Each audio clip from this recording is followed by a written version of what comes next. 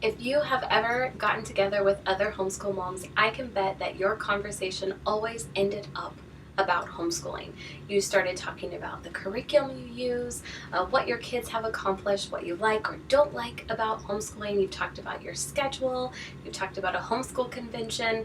The conversation always comes back around to homeschooling because it's something that you have in common. However, I have found that in my time with other homeschool moms, I often come away really discouraged and feeling kind of defeated because during that conversation, as I learn about what curriculum they're using, all of the different activities that their kids are involved in, I start comparing myself. So I hear all the details of their homeschool, which is nothing at all like my homeschool and it shouldn't be. Our homeschool should be very individualized and should be suited for our kids, our families, and our teaching styles. But when I hear about what another mom is doing, I think, oh, maybe I should be doing that too. Or maybe my kids are really missing out and I'm not doing a very good job because I completely forgot about doing that. Or maybe I feel like the other mom is so much more organized or maybe more flexible than I am. And so I always come away thinking I am not doing a very good job. My kids are somehow behind. I should be more creative or more organized. And all of those fears and insecurities just kind of overwhelm me. And then what I start to do is I sit back and I start judging them. So to overcome my fears and my shortcomings, then I start to judge them and think, well, yes, they do this, but... And I don't say any of these things out loud, but I sit there and think, well, but I do this, and maybe that's better.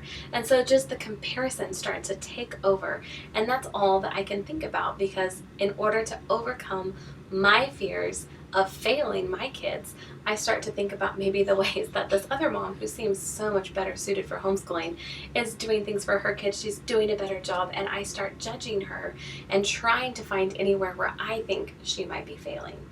And I know that this is true of other homeschool moms as well, because I have met with other homeschool moms at park days, and I've even had them make these very judgmental, cutting comments to my face. So not only are they thinking them, some of them have even said them out loud to me, just tearing down my homeschool and trying to compare themselves to me and my homeschool, which was not at all my intention. So I've learned that this is probably pretty common among a lot of homeschool moms as we're sitting there judging each other, comparing our homeschools. So when I get together with other homeschool moms, I try to change the topic and I try to talk about them or anything else that doesn't have anything to do with homeschooling. I try to talk about what hobbies or activities they enjoy outside of their kids. And for the longest time, I really didn't have that. My life was really consumed with my little ones, with homeschooling. I didn't really have a hobby or a lot of time outside of our homeschool. And I really felt a lot less like myself, and I lost a lot of my own identity, because my identity was I am a homeschool mom, and I did not have very many activities that I enjoyed doing on my own. So I had to make some changes in our homeschool. I had to make a little more time for myself to be able to pursue some of my own interests. So in order to do this, I established a start time and an end time to our homeschool day.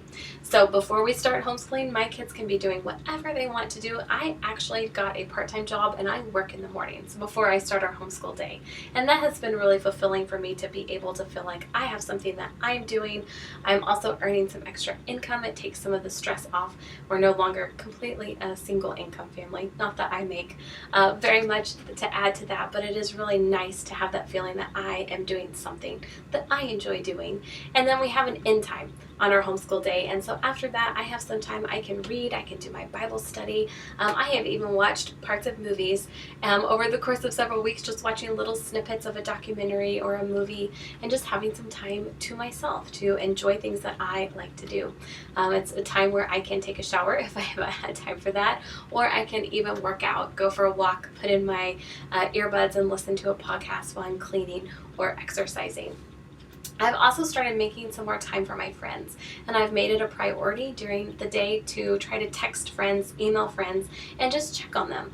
So I will send texts or emails to my different homeschool friends asking how they are, just so that I can continue to feel connected to my friends. We all have kids. We're all busy with their activities and with homeschooling, so it can be really hard to get together. So I try to at least connect with them as much as possible and check in on them. So I don't have that many hobbies. It's hard to have a lot of hobbies outside of my house when I have so many young kids, but I have tried to carve out just a little more time for myself to kind of redefine who I am and find some things that I enjoy. So when you get together with me, I'm happy to hear about your homeschool day for a while, but at some point, I would like you to just stop and let's talk about something else. Let's talk about us and things that we enjoy. And let's have an adult conversation that does not revolve around our kids or our homeschools, because it is really nice to get to know another homeschool mom on a deeper level and not have to be thinking about is her math curriculum better than mine, or does she have a better, more well put together schedule, or something like that. So I think it's really nice to be able to get together with other homeschool moms and just have a conversation that has nothing to do with homeschooling. So I challenge you, if you get together with another homeschool mom, try it. See if you can have a conversation that does not completely center on homeschooling, and enjoy getting to know that mom and the things that she's passionate about. And it's a really great way to build a friendship and get away from some of that, the homeschool mom guilt and the tendency to want to judge another homeschool mom based on her homeschool and how she homeschools. So even though I am a homeschool mom, I don't always want to hear about your homeschool day. I would rather just simply enjoy hearing about you.